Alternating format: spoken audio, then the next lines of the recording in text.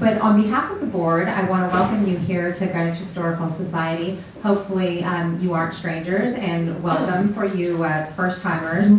This is the third in a series of 3 Saturday lectures this winter in conjunction with our exhibition, Greenwich During the Revolutionary War, a frontier town on the front line. You'll see more scholarly exhibitions from us in the coming few years and an increasingly active program calendar. We really are working hard as a staff and board to bring you more programming that's of interest to you, that's very Greenwich historical focused. And we hope to see you here more often, taking advantage of that in the coming weeks and months.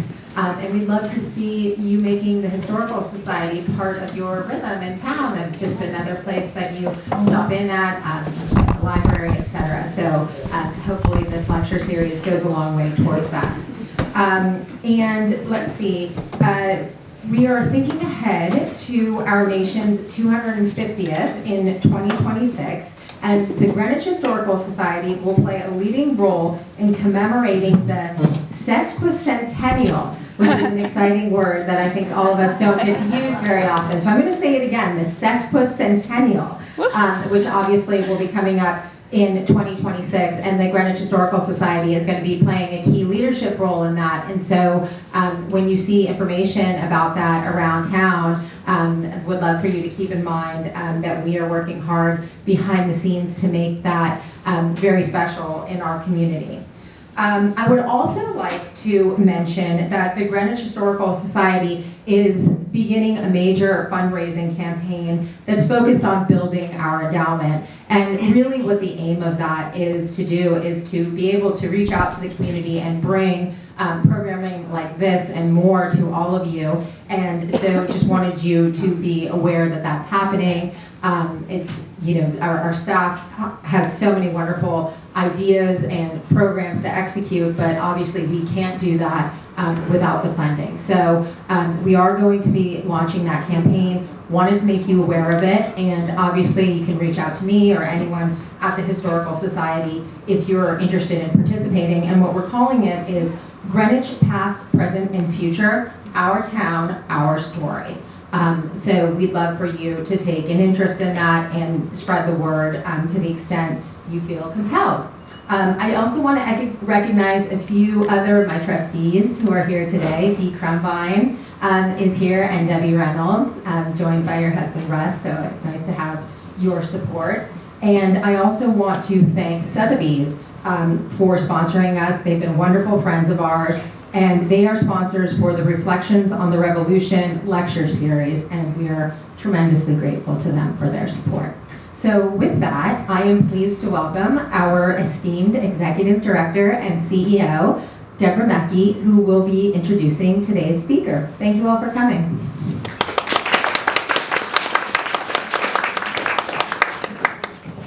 Thank you, Catherine, and welcome everyone. This program today is in alignment with Women's History Month, and by coincidence, what's today? Women's Day! Yeah, International Women's Day.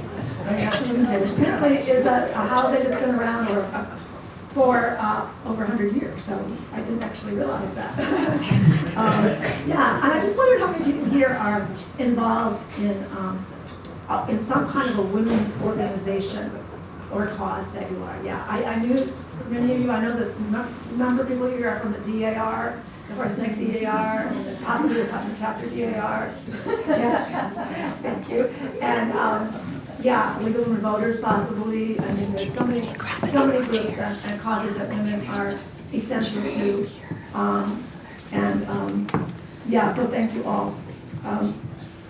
This is, of course, the final installment in this winter lecture series, and I do want to just thank 2 of our staff members who were instrumental in making this happen. Lauren Ackerley in the back of the room is the Director of Exhibitions and Public Programs, and Kathy Crogwell-Varda is the guest curator for the exhibition and was instrumental in helping us to develop this lecture series. So thank you both.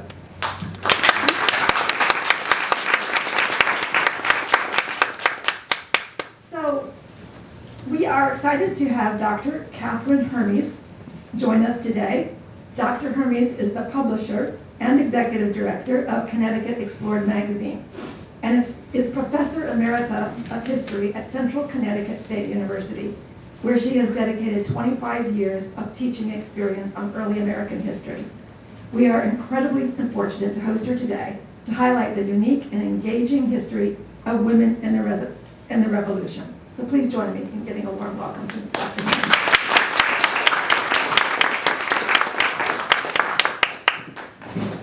I need to lower the boom here. So can you all hear me all right now? Yes.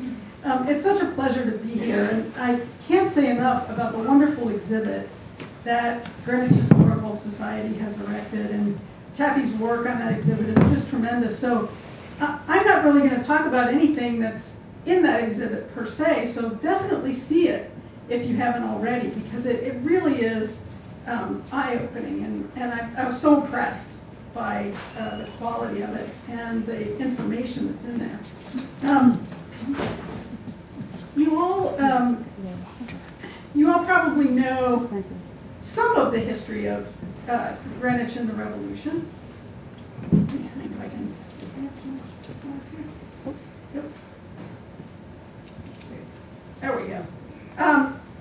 The 1779 raid with British General William Tryon, where he led 1,500 troops, destroying the salt works in front of Bush Holly House, and the famous painting that is in your exhibit. The war had been going on for over 4 years by that point, and people were starting to get tired. They were not sure of victory, although the Americans had been doing much better than the British anticipated. And so the British were really going all out. The resistance to Parliament's legislation went back to 1765, so the war effort, when you really think about the engagement of Americans towards independence, certainly in 1764, we're not thinking about independence, but just moving towards that trajectory had been a long haul. And it's often portrayed as a man's fight, but the fact is it was also a woman's fight. And women, Patriot women, were in it to win it.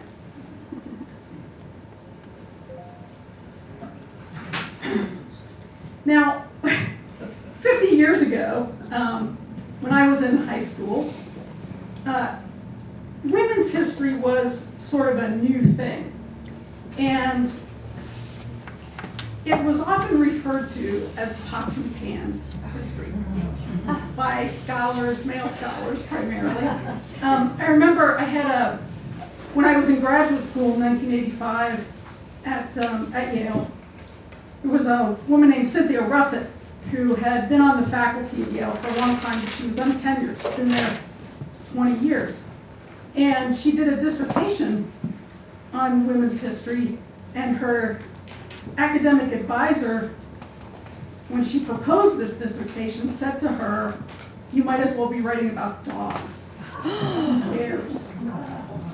So the prejudice against women's history, or the thought that it wasn't important, women do the same thing every generation, right? They do the cooking, they do the washing, they raise the kids, they sew, so on.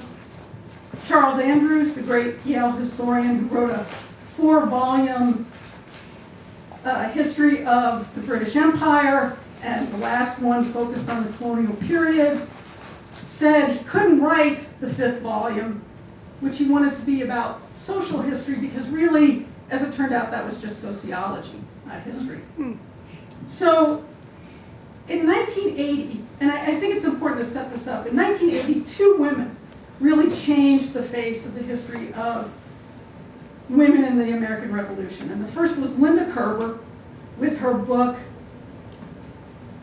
Women of the Republic, Intellect and Ideology. And it was an intellectual history of women, right? Not pots and pans, not how much bread did they bake. And then Mary Beth Norton, Liberty's Daughters, about the social history of women. And it was about the kind of work they did and kind of lives they led. And in some ways, they used very similar sources. They were working together in the same archives, but they wrote very different books. And so I'm going to talk about a little of their different conclusions and how the field has changed, because I think with history, there's what happened, right? And then there's the explanation of why it happened and the interpretation. And we want to try to get towards better interpretations as we go along. Men have dominated the story of the revolution, and in many ways for good reason, right? There's the military aspect, there's economic aspects, political aspects. But in every era, women's work may look the same, but it's always different. It doesn't mean the same, right? So the way that a Puritan woman thought about her housework, raising her children, cooking her meals, was not the same way the Republican woman of the Revolution thought about those things.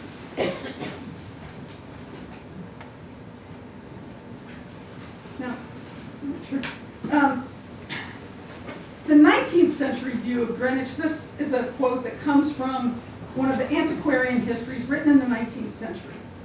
Supportive of their husbands and sons who had gone to Boston during the siege in 1775, the war effort, quote, kindled each true woman's heart with a lofty purpose to render every possible assistance to further the cause of independence.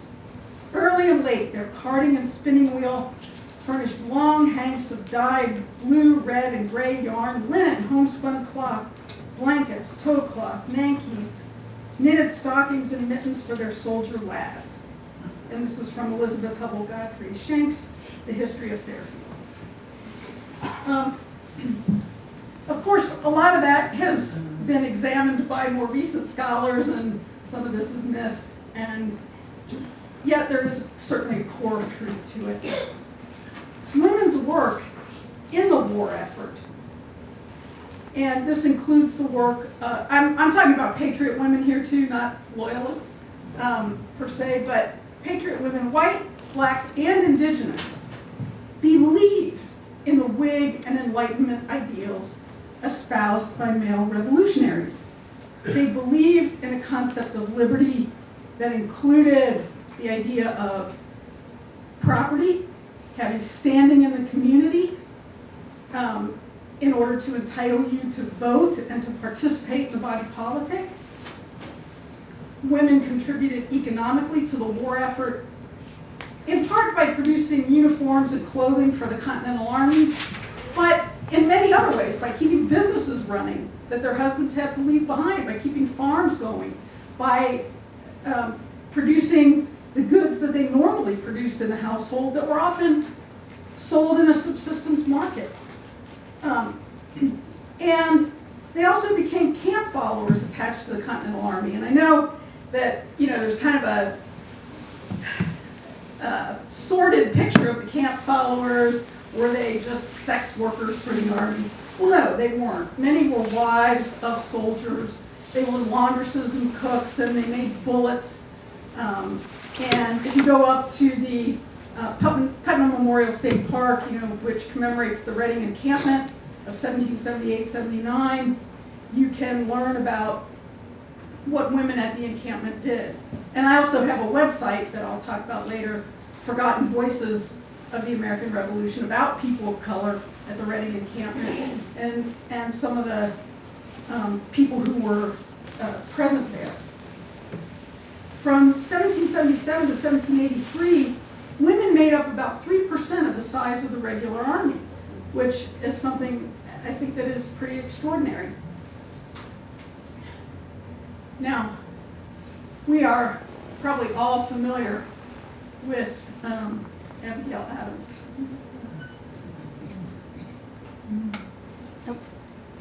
Can you click the next? I did. Oh, just one. Okay, thanks. And her, are you all familiar with this? The famous quote, "Remember the ladies," Yes. that she wrote to John, right, as he's, whipping off the Declaration of Independence in committee. And she says, "All men would be tyrants if they could." Right? So remember the ladies.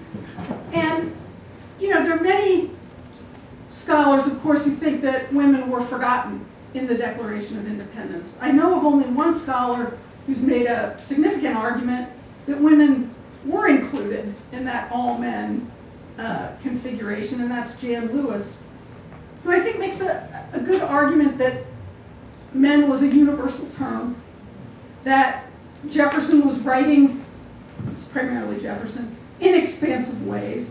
Many of the things that Jefferson referred to in the Declaration that had to do with slavery were removed.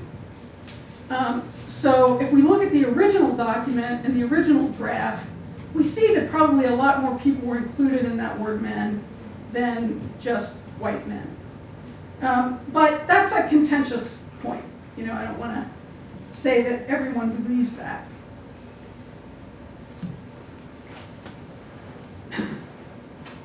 Intellect and ideology. I want to go back to this because for many people, it's a stretch to think that women had ideas separate from those of their husbands in this period, right? You all do now, I know, right? but a lot of people did not, a lot of scholars did not believe that women in the 17th and 18th centuries in particular formed intellectual ideas independent of their husbands. And what Linda Kerber and Mary Beth Norton showed in their work, and subsequent historians have also shown to a great degree, is that in diaries, letters, legal records, newspaper articles, and even folklore in kind of the local antiquarian histories provide sources about what women did and thought. And when American political theory failed to provide an answer for what is the modern woman, right? What is the Republican woman? Women themselves had to develop that ideology, and there's a lot of discourse about what it means to be a good Republican woman in this era. And of course, there's a lot of debate about how much liberty, how much equality. Do you really want to upend the sex roles? Do you think women should be liberated from their husbands? Women at this time were, if they were married women, were femme covert, meaning they came under their husbands.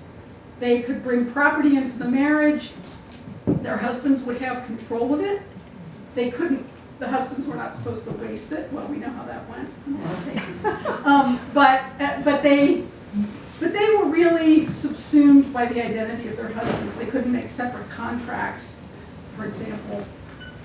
Should that be lifted? Well, it wasn't until some of the Women's Property Acts in the 1830s and 40s and even 1870s that some of those restrictions were lifted.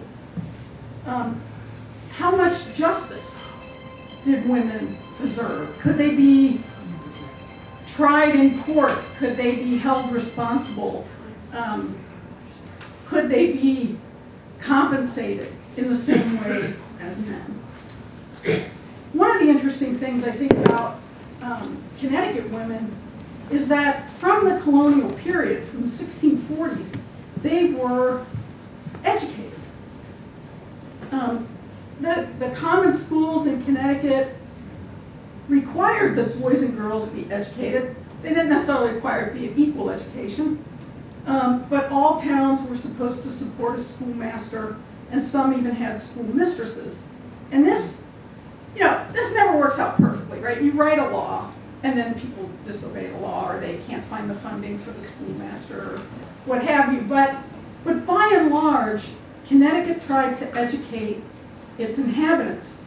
And white male literacy in New England rose from 60% in the late 17th century to almost 90% by the end of the 18th century, which is extraordinary. It means every single man almost, right, and I think this is largely the white population, but not exclusively, could read something. Writing was a separate skill.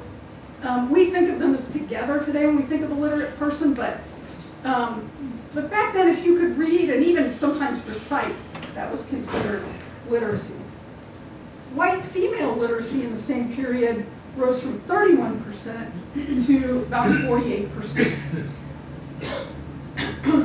What's also extraordinary is that in Connecticut, Native girls were also included in plans for boarding schools such as Moore's Charity School in Lebanon. And this was a school started by Eliza Realock, who later founded Dartmouth, to Christianize Native people. And girls went to the school as well as boys. And when I say girls, like some of them were children, actually many were women, because the school was trying to educate the younger people of the various tribes, the Mohegan, the Wangum, the Tumultuous, the Pequot. But sometimes the students were 21, 25, it just depended on whether they'd been taught anything before that period. And Native women learned to read. We have wills that were written by Native women in the Hartford and Farmington records, for example. I found 56 Native wills, many by women,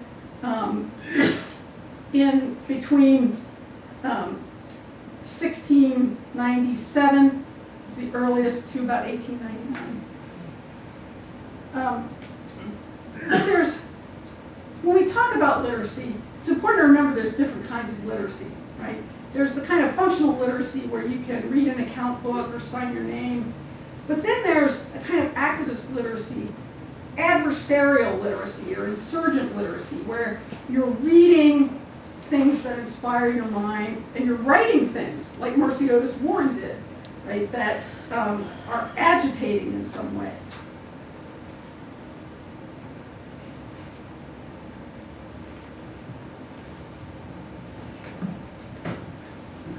I know you can't read this letter. Don't worry about reading this letter. What I just wanted to show you was there are now collected volumes of women's letters in the Revolution that you don't have to go to the archives anymore. Like, this was something when I was in graduate school you could not get. You could not read these.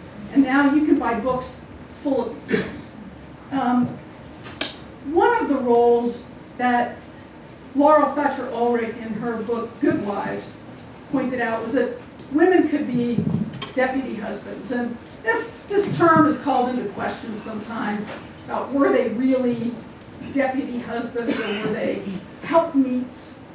But the idea of the deputy husband is that when the man is away, the woman becomes the head of the family, still with her husband's guidance, right, to the extent he can give it, but she works for the family and she carries out the duties that he would have to carry out to the best of her ability. And in this letter, Lois Crary Peters says, "Dear husband, in this moment, take pen in hand to let you know that I am well and all our friends here have no news to write. We have heard of the battle you have had among you, but we hear so many stories we know not what to believe." And she goes on to describe, I won't read the whole thing, but she goes on to describe the things that she's concerned about, what's going on in her life, and she signs it, "Am your loving wife till death." So this is a family bond. Marriages were family enterprises. They were contracts between people to make sure that the group was solid.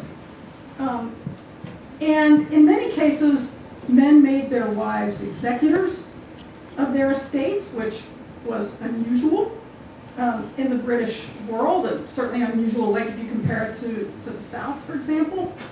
Many New England women had charge of their husbands' estates. We look here, I have some different wills here. So one is Lydia Dowse, who wrote her will in 1776, but she didn't die until 1782. And she's the perfect, really, femme covert. Her identity in her will is expressed almost entirely through who she belongs to, and referencing her sons, but also a number of daughters. Lydia had, I think, 6 daughters, and she's very clear about what they're going to get in her will. We also see examples of partible inheritance. Now, in the South, the inheritance was primarily primogeniture, right? The eldest son got the big portion, maybe got all the land. But in New England, the practice was partible inheritance. And sons would often get like 2 shares. And then the rest of the children would get their own shares.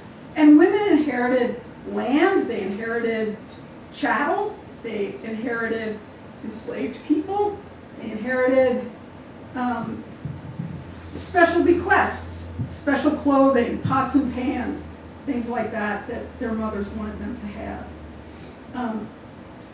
And we also see Republican virtue reflected in some of these wills. Sarah Olmsted also had many daughters. They all began with P. There's Phoebe and Polly and Prudence. When Phoebe passed away, her inventory showed clothes and handkerchiefs of flannel, calico, linen, lawn cloth, and wool, all homespun, some in checked patterns. And I point this out because Phoebe didn't die until 1809. And so one of the things I'm going to talk about here is the homespun movement in a minute. But homespun was central to the idea of the Republican woman. First, it was born out of necessity, right? The women wanted to boycott British cloth to the extent they could to support the war effort and not give the British money. And part of it was a reaction to the non-importation laws from 1774. But eventually, it became a badge of honor to wear homespun and to produce homespun because you were setting yourself apart from British women or Tory women and signaling your virtue.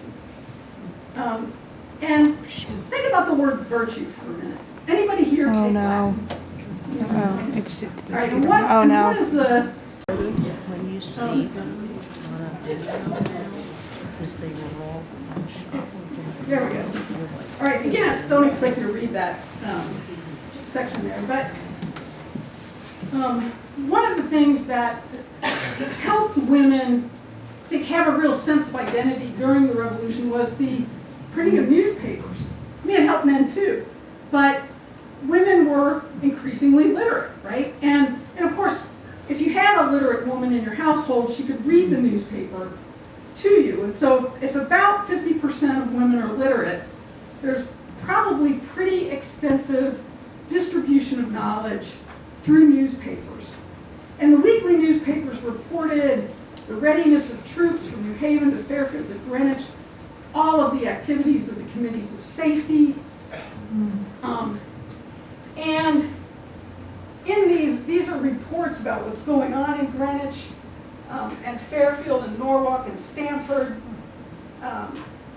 And this kind of information galvanized women because they were constantly reminded of what they needed to do to keep the war effort going.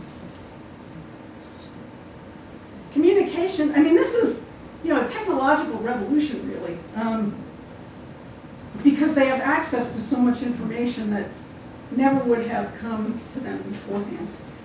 You may know that the Hartford Current, which in 1764 was the Connecticut Current, has been published continuously since that period. But the earliest newspapers in America started in 1704. Well, there's one in 1699 has lasted a day. And then after that, not till 1704. And that was the Boston Newsletter. And the proliferation of newspapers in America was terrific. And you could get them at all the different shops. So the fact that it was a Boston newspaper didn't necessarily mean you wouldn't be able to have access to it. All right, getting to this idea of homespun, because this is what women are most known for. And to some extent, the homespun movement has been turned into a myth. That all women wore homespun, that they did nothing through the revolution except sit there at their spinning wheels, creating yarn. The truth is, probably where there were households that had enslaved women, those women wove the flax or the cotton and were making the yarn, but many women were buying yarn, right? If they didn't have servant labor to do that, many were still purchasing it. But they were trying to avoid the purchase of manufactured cloth. Now, we all know, we have lots of desires to be virtuous today, right? And do the right thing. And some people may be participating in boycotts of certain stores right now, or you may be frequenting certain vendors and merchants because you think they are selling the things that you support, right? We make choices like that all the time. But sometimes I have to buy from Amazon. Even though, it's more that I object to the packaging than I do anything else. But I like to buy locally when I can, but sometimes, you've got to do it. So not every woman participated all the time in avoiding the purchase of manufactured cloth, right? But the idea was very important that revolutionary women sustain the revolution through their production. So in 1776, the women of Hartford had to produce homespun cloth for the Connecticut line of the Continental Army. And this is a one-year quota, 1,000 coats and vests and 1,600 shirts. How'd you like to do that? The state set levies for canteens, wooden bowls, tents, iron pots, woolen overalls, and shoes. And some of these were made by men, but a good number of these things were made by women. The word spinster, one who spins, right? And women did almost all the weaving. But interestingly, in Fairfield County, there were 39 male weavers in 1790, and 37 of them lived in Fairfield County. So 2 elsewhere in the state. And I think that says something about, Fairfield County's mercantile connections, the proximity to New York City, the fact that it was a little more advanced in some ways than other parts of Connecticut. For every loom in Connecticut before the Revolution, there were 2 spinning wheels, so there was spinning going on. It's the kind of scholarly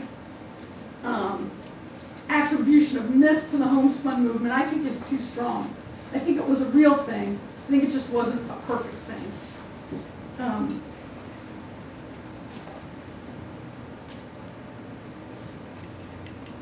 And we see it, I think, in the persistence of the value of homespun. So here's an extract of a letter from East Greenwich, Connecticut, June 5th. Assembled at Frenchtown in East Greenwich on the 3rd instance, 6 young ladies of the neighborhood, and before the close of the day, they had spun 38 15 knotted skeins and 12 knots of good linen yarn suitable to the warp of cloth. Now, I want to say something about Greenwich. When I was doing research for this talk, if you search Greenwich in the newspapers, in the colonial newspapers, Rhode Island comes up, of course New York, right? And then there's East Greenwich, Rhode Island, and East Greenwich, New York, and then I wasn't too sure about East Greenwich, Connecticut, but there it is in the paper. But there are a lot of different Greenwiches that I had to be careful of so as not to make an error. But what this shows is the persistence of homespun after the Revolution. it's still considered a virtuous thing to produce homespun. It's still something Phoebe wants in 1809 in her household, right? So it's not gone. The idea of the simple Republican woman who dresses plainly and shows her virtue through her simplicity and her dedication to her family is still very strong.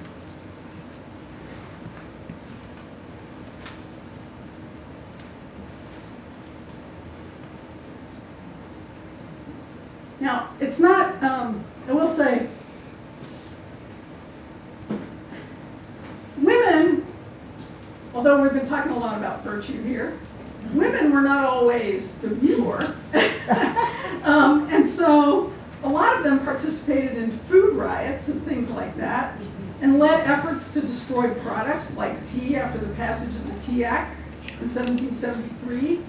And I love this account from East Hartford, where a female infantry commandeered 218 pounds of sugar for the Continental troops.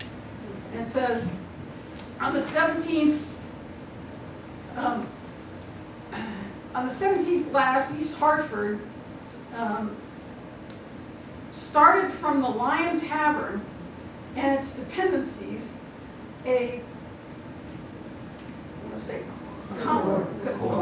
corps of female infantry of the rank and file, with a flank guard of 3 chosen spirits of the male line, and so forth. Anyway, they go to Mr. Pitkin's house, and they grab the quantity of sugar and make sure that it does not get to the British, but rather is given to the Continental troops.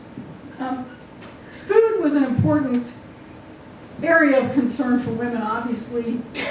Connecticut was the provision state, as you know. Connecticut began provisioning the Caribbean early on in the 17th century. It took horses and chickens and cattle to the Caribbean. It took onions from Wethersfield, right, the Bermuda onion. It took enormous goods to the Caribbean because the Caribbean was a sugar plantation death camp. It produced so much sugar, and the enslaved people died so young from malnutrition that really just food was in short supply. It took everything Connecticut could provide. Well, during the Revolution, they didn't have access to the Caribbean. They weren't provisioning that anymore, so they were provisioning the Continental Army. And that trade went on. And women were very instrumental in seeing the continuation of the production of food because their husbands were at war. So this is definitely something that women took charge over and helped with during the war effort. Okay. Now we come back to this idea of deputy husbands again, because it's something that keeps coming up, right? Are women in charge of their own lives, or are they simply dependent on their husbands? Well, the longer their husbands are away, the less dependent they become. But of course, men are not away for the whole duration of the war. Many men enlist, come back for a little period, enlist again, go back. Sometimes they desert, but they still go back. You know, it's a varying thing. But ideologically, most women at the beginning of the war were uncomfortable doing men's work. They still kind of embodied the idea of the Puritan helpmeet. She's really there to support her husband, not to replace her husband. But one of the interesting things, of course, is that women more readily did men's work than men did women's work. Now, I'm going to guess that's still a little true.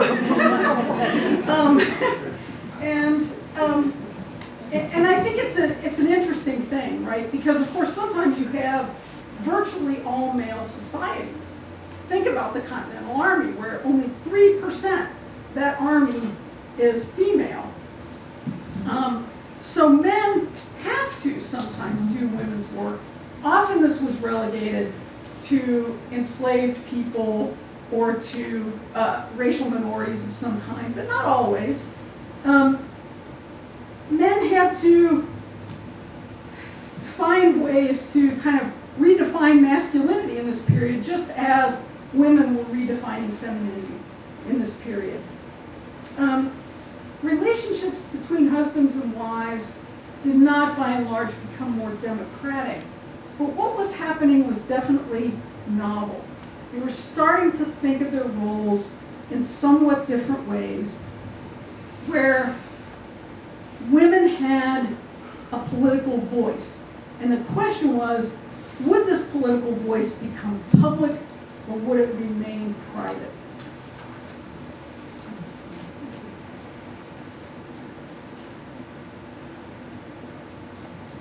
Well, during the Revolution, Hannah Bunce Watson's husband, who published the Connecticut Current, passed away. And upon his death, she assumed position as the publisher. She's buried, by the way, in Hartford in the South Cemetery, near the South Wing. And she didn't remain publisher long, and then she eventually married her husband's partner, and he took over the paper. And she went back to doing deputy stuff, I guess. But she was very committed to the revolution. And it's very clear from the way she changes the paper that she's pushing for the revolution even more than her late husband did. So I think we see this sense of women joining the political debate.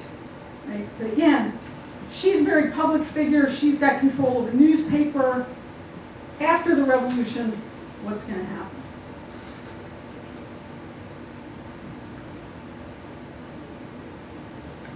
All right, next you're going to get one of the most, what I think is one of the most fascinating stories of Connecticut, really. And this is Wyndham's heroic widow, Judith Lines. So Judith was born to a free black woman and to Samuel Phillips, an indigenous man. We don't know what tribe he belonged to. Her first husband, James Jeffords, was a private in the Army, and she went with him and followed him into the lines.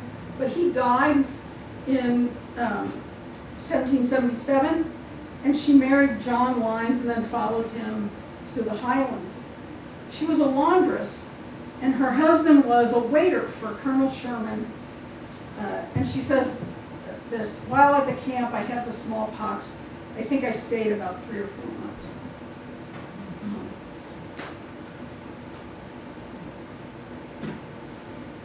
Judith possessed letters from 2 husbands, both of whom were men of color. The collected documents and the pension records provide evidence about John and Judith. And there's a sort of, not a lot of people cite this story, and I have to say I'm not sure how true it is, but Reuben Peck, who gave a deposition, recalled that General Washington tried to prevail with John to go to Virginia with his wife and work for him, and he should have gone if his wife had been willing. So this is an interesting story. Judith was asked to go to Mount Vernon to supervise the laundry operation there. And you might imagine how that could give a woman pause if she were black and indigenous and from Connecticut and free. We don't know what she thought about that offer, but she did turn it down, and they did not go to Mount Vernon. But I think it's such an extraordinary thing to think about that George Washington has noticed her work. If this is true, there's just this one account. But if this is true, he noticed her work, he invites her to go there. She now has a very difficult decision to make, which is to do what the commander-in-chief of the army has asked her to do, or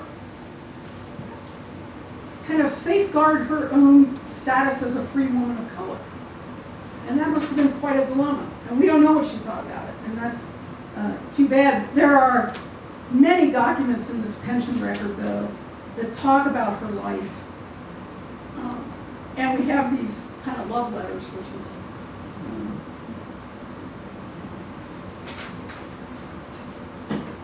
camp followers like Judith Lyons had a hard life. She obviously caught smallpox.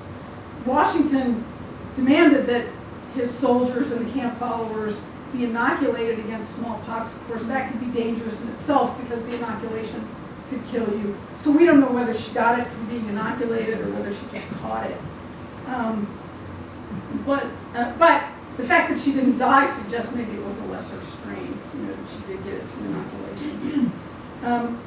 But Sarah Osborne, a camp follower at Yorktown, said the duties of the women were washing, mending, and cooking for the soldiers, as well as being employed carrying in beef and bread and coffee to the soldiers in the entrenchments. The Commissary General of Military Stores had women making cartridges for soldiers in addition to clothing. And at the Putnam Memorial State Park,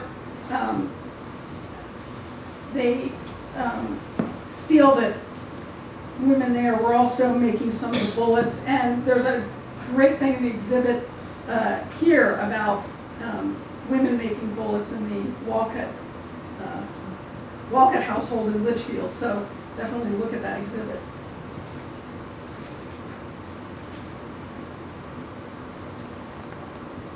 And one last thing about Judith Lyons. As a widow, she applied for her own pension. And what's interesting, she's one of the few people, one of the few women whose own account we have of what she did during the war. Most of the accounts by widows are what their husbands did, because that's what they had to prove. They had to show their husbands were in certain battles and they were entitled to his pension. She says what her husband did, but she also says what she did. And there's a certain plea in there that she's deserving in her own right. She also left a will, and although she could not sign, she was able to read. So this is, again, with literacy. The ability to read is not necessarily the ability to write or sign your name, but you can understand what's being written. You'd think they would go together, but and then, of course, we have New London's legendary lady. I had to mention her because I was just at the Lyman Allen Museum where this portrait resides. And how many of you have been to the Lyman Allen in New London? Yeah, it's really a quirky little place, but it's got some great exhibits. And this portrait is definitely worth seeing. Abigail Hinman was the wife of a sea captain. And she made a name for herself as a patriot in 1781 when her neighborhood was under siege by the British. She finds a musket, she takes aim at the notorious traitor Benedict Arnold, but she misses. Too bad. Well, then the question is, really, did she do that? The painting that you see here by Daniel Huntington was painted 75 years, well, not quite 75 years, after the event. And the reason is, I think, sort of interesting. So, the Battle of Groton Heights, aka the Battle of Fort Griswold, towards the end of the war here, right, September 6, 1781, it's really one of the last battles. The American and British accounts really differ. In the American version, after Colonel Ledyard surrendered, he was immediately killed and the British massacred the American soldiers. Before the surrender, only a small number of Americans had been killed, so according to the Americans, this is just, an outrageous war crime. After surrendering, 85 were dead, 5 more dying, and 36 severely wounded. The British version, the entire battle lasted 40 minutes. That's sort of the upshot of that. Well, in New London War, and of course if you go tour Fort Griswold, you get a much more harrowing story than it lasted 40 minutes. And so part of what that Daniel Huntington was commemorating in this portrait is the threat, which I think is similar to how Greenwich is portrayed in some ways, the threat of the British to women and children and to the community, to the ordinary citizenry, and not just an attack on soldiers, right? But the threat to hearth and home. And Abigail Hinman's grandson, Thomas Day, commissioned a bunch of family portraits because he wanted to remember the virtuous activities of his family members during the Revolution and after. And Day said the works of art would provide, quote, an incentive to all our children to keep inviolate the respectability of the family. And I think this is such an interesting choice of words, right? The respectability. It's, again, part of what mothers are supposed to instill in their Republican sons and daughters. Virtue, respectability, being good citizens of the Republic. This is their duty.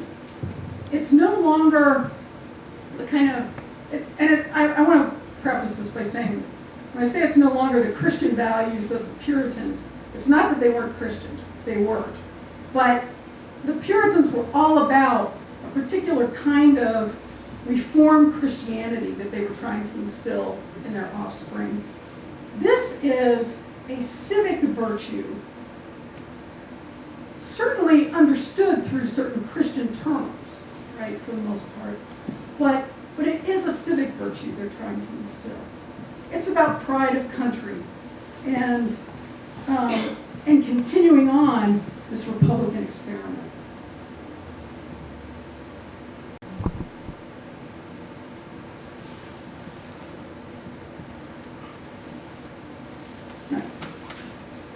Now, in the exhibit, in your that's over in the other building, there's some really great panels about enslavement at the Bush Holly House. I think you should definitely have a very close look at those. But what I want to talk about here is not just the word hypocrisy, which of course applies, but also a paradox, which is the symbiotic relationship between freedom and slavery. In some ways, they need each other in this revolutionary period. Slavery is a word that white colonial patriots use to define what the British are doing to them. What a choice of a word, right? They need a definition of enslavement to define what liberty means, right? What can enslaved people not have? Property. What do free people have? Property, right? What can enslaved people not do? Make contracts. What can free people do? Have liberty of contract, right? Have control over their labor, control over their lives, their purchase power, all of these things. By the same time,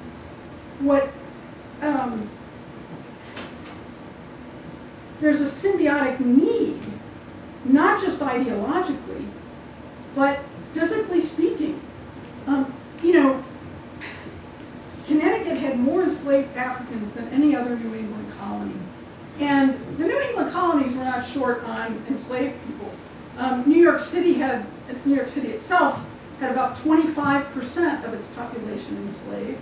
In Newport, Rhode Island, there was a vast slave trade. Connecticut, and when I did a website and project on the ancient burying ground in Hartford, on people of color in the ancient burying ground, I was surprised at how many enslaved people I found buried there. The number had always been thrown around 300, but I found about 500. And those are just people that we sort of know are buried there. We didn't include people who might have been sold away or died before, died someplace else. So enslavement was a very real thing. It was not benevolent. In 1761, a man named Norman Morrison from Hartford had a ship, in 7/16 of a schooner that went to West Africa. He brought back enslaved people 30 enslaved people were put on a farm in Bolton. 30 enslaved people is plantation. It's a small plantation, but it's a plantation. Enslavement was real and present in Connecticut. People knew what it meant, and they depended on that labor. You could not have the literacy and the ability to read Whig philosophers and Enlightenment philosophers and engage in business and do all of this stuff were it not for enslaved labor in some way undergirding that freedom. And of course, the North was also dependent on the enslaved labor in the South. Now, this is an important, I want to emphasize the symbiosis here because it makes the revolution possible. But what's also interesting, I think, and this is borne out in your exhibit,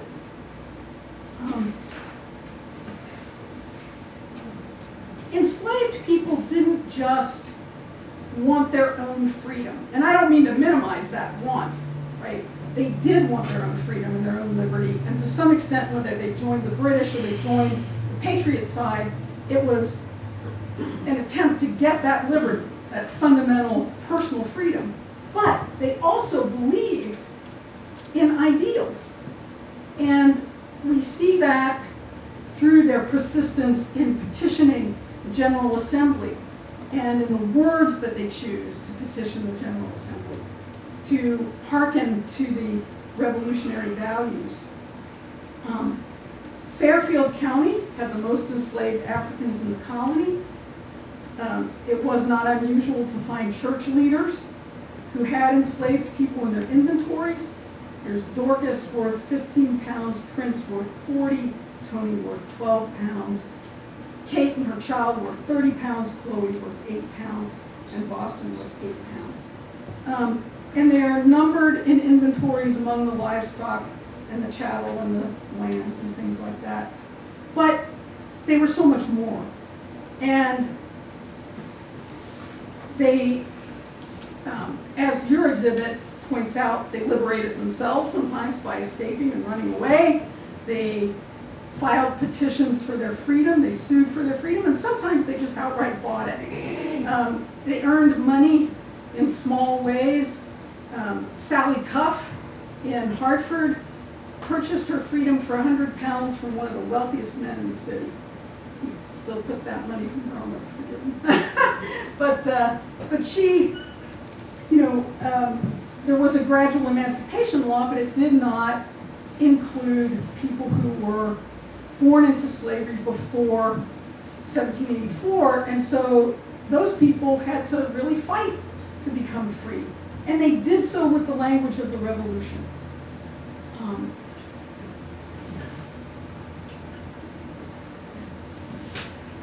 Now, I do want to talk about Tory women a little bit as I wrap this up. And there's a great exhibit about, what happens to Tories. So you should read that too. But here's an example of William Frost and his wife Sarah Schofield Frost of Stamford, who fled to Long Island. And in 1783, Sarah boarded a boat for Nova Scotia. Now, in your exhibit, we also see that enslaved women, formerly enslaved women, also boarded boats to Nova Scotia. And on June 9, 1783, she wrote, "Our women, with their children, all came on board today, and there's great confusion in the cabin. We bear with it pretty well through the day, but as it grows towards night, one child cries in one place and one in another, whilst we are getting them to bed. I think sometimes I shall be crazy. There's so many of them. If they were as still as common, there would be a great noise amongst them." And many of these women lost estates. The kind of faded newspaper article you see here mentions some of the men who have lost estates, and then Ruth Carpenter, all of Greenwich and Fairfield County, whose estates have been adjudged confiscate. And women were often presumed, as I mentioned before, to follow the politics of their husbands. And often this disadvantaged them in court proceedings, especially if the husbands had fled to England and the women were left holding the bag with the estate, which did sometimes happen. But interestingly, Linda Kerber, in another book, No Constitutional Right to Be Ladies, explored what happened after the revolution when it came to confiscating estates in this litigation. And what she found was lawyers who supported the loyalists and wanted them to gain their estates back argued that women did not follow their husbands, that they had the freedom to decide their own political fates for themselves. And the revolutionary lawyers, the ones confiscating the estates, argued that women were femme covert and should be presumed to follow their husbands, which was a very kind of interesting contradiction of what women had been agitating for with Republican motherhood and that kind of thing. So, men never learn sometimes, you know. Republican motherhood, and I want to wrap up with this. Women developed their ideology of female patriotism with the role of motherhood as the foundation for the new republic. We don't really know how much it crossed racial and class lines. To some extent, it certainly did. When one of the oldest women's literary societies was formed in Chelsea, Connecticut in 1800 to enlighten the understanding and expand the ideas of useful knowledge. This appears to have been an all-white women's society. The earliest black societies that we know about included the African Union in Newport and the African Female Union. But we see increasingly in portraits of women pictured with books. And we start to see the rise of female academies, like the ones in Litchfield, for example, the Sarah Pierce Academy, and then later Catherine Beecher's Academy. This is an important movement because women were taught masculine subjects, and I know you're going to think that's math, but no, it's history, right? History is taught to women for the first time. And this is, I think, something very critical. And one of the histories that's been published is Mercy Otis Warren's History of the American Revolution.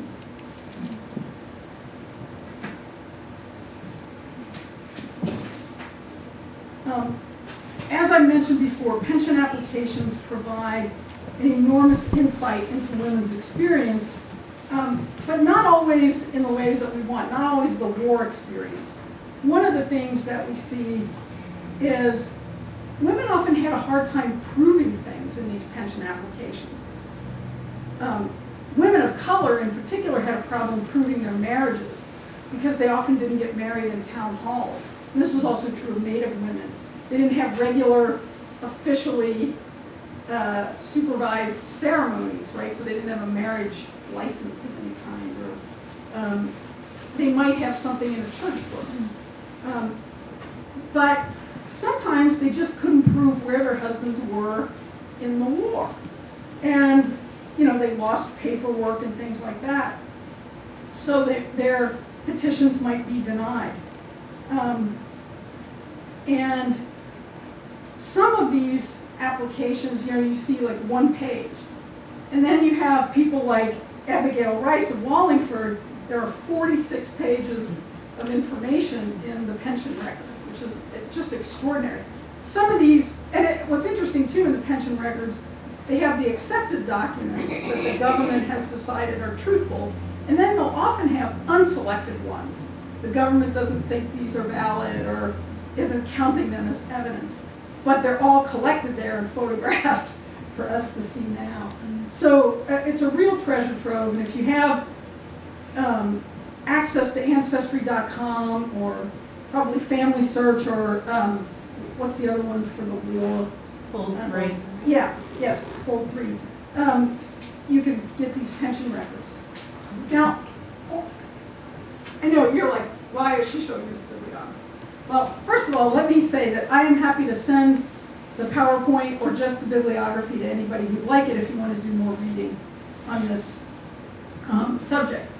But one of the things I wanted to show is just some of the work being produced about women over time. And there really is a very rich literature now that delves into women's lives, and some of it focuses right on Connecticut. And I relied very heavily on a lot of the scholarly literature being produced around literacy and women's intellectual development, but there's also a very rich social history. And then I also wanted to point out some websites. There we go. Just a couple of websites. Of course, on ConnecticutHistory.org, which is a Connecticut humanities site, you can read about many things about the Revolutionary War. The Battle of Ridgefield, Keeler Tavern has a superb website for that, but also it's a great museum. Forgotten Voices of the Revolutionary War, that is a website that I did with a team of students from Central Connecticut State University for Chris Radio. Are any of you familiar with Chris Radio? It's the, okay, one person. All right, so it's the Connecticut Radio Information Systems for people who are sight impaired.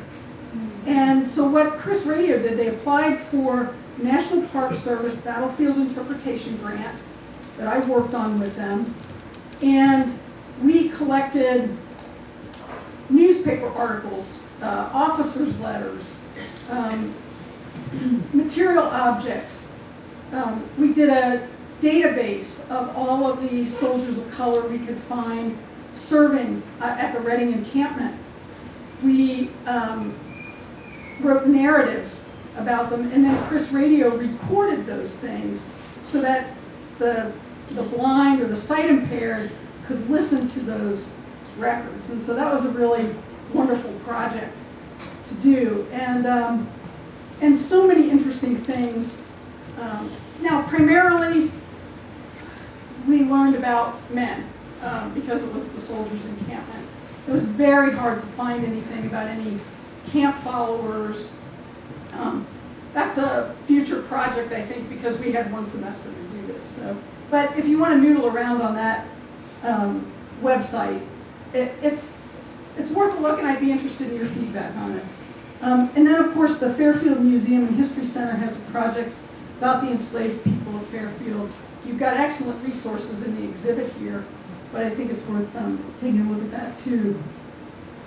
And lastly, I'd like to mention Connecticut Explored is a nonprofit quarterly publication that I publish. There are copies back here you can take for free, and one of the copies has an article about this museum, so you definitely want to grab that issue. But Grating the Nutmeg is our free podcast, and so if you go to our website, you can access older articles. So anything over a year old, you can access for free. You can listen to Grating the Nutmeg for free. And the Grating the Nutmeg podcasts are all about half an hour or so. And we have lots on the Revolution, we have 5 on women's history that are among the top 5 that include things like Theodora Tate, Theodora Brill, yeah, and the sinking of the Lusitania, so it's not all colonial. It runs the gamut. But definitely check out those things. And I have in the back, in addition to the magazines, some cards. We'll be hosting, Connecticut Explored will be hosting a conference at Eastern Connecticut State University in conjunction with the university and the Center for Connecticut Studies, and also the Association for the Study of Connecticut History, a conference on people of color called Present from the Start, people of color in Connecticut's Revolutionary Era, 17 1863 to 1836 or something like that. It includes the pension records, that's what I'm going to get in there. And I also have some postcards and brochures about the Institute for American Indian Studies roundtable, if you're interested in archaeology and the role of Native museums in teaching Native history. There's some information about that. So I'm happy to take questions. Thank you for your patience in listening to this.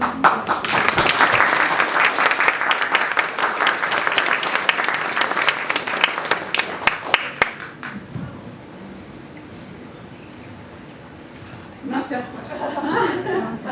Yeah. You can take one or two questions because we're just.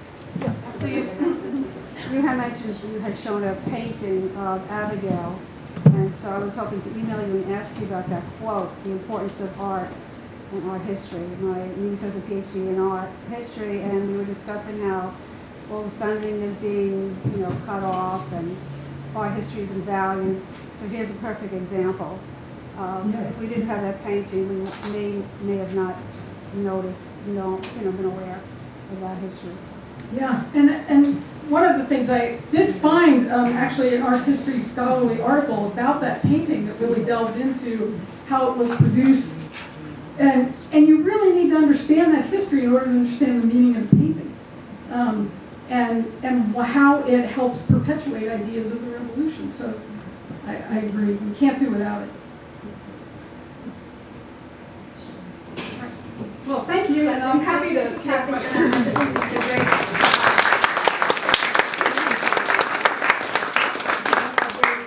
All of our efforts, I think, to reflect on the revolution as they move into the 2026 centennial.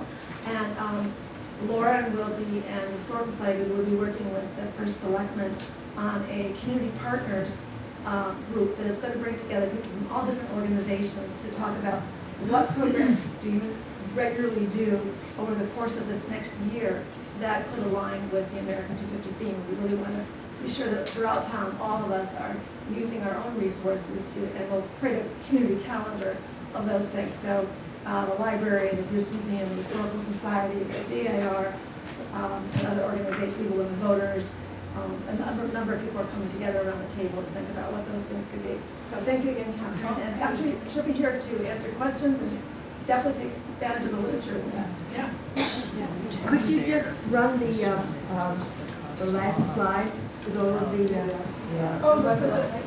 references? You want the websites or the bibliography? That's fine. Really interesting.